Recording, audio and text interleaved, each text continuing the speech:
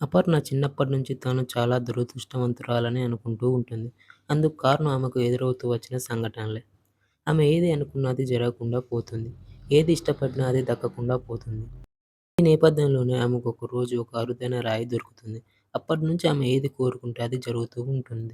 మంచి అయినా, చెడు అయినా అపర్ణ కోరుకోగానే ఆమె కళ్ళ ముందే అది జరుగుతూ ఉంటుంది. అందుకు కారణం ఏమై ఉంటుందని తీవ్రంగా ఆలోచించిన ఆమెకు ఆ రాయి సంగతి గుర్తుకు వస్తుంది. ఆ రాయికి ఒక ప్రేతాత్మకి సంబంధం ఉంటుందనే విషయం ఆమెకు తెలియదు. ఆ ప్రేతాత్మ కూతురు ప్రమాదంలో ఉందనే విషయం కూడా అపర్ణకి తెలియదు.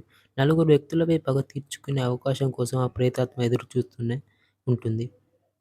అన్నిటికంటే ముఖ్యమైనది ఏంటంటే, ఎవరైతే ఆ రాయిని పగలగొడతారో వారు మరణిస్తారు. ఈ విషయం తెలియని అపర్ణ ఆ రాయిని పగలగొడుతుంది. అప్పుడు ఏం జరుగుతుంది? ప్రేతాత్మగా మారింది ఎవరు? ప్రేతాత్మచే తరమబడుతున్న నలుగురు వ్యక్తులెవరు? తన కూతురును కాపాడుకోవడానికి ప్రేతాత్మ చేసే ప్రయత్నాలు ఫలిస్తాయా? అనేదే మిగతా కథ.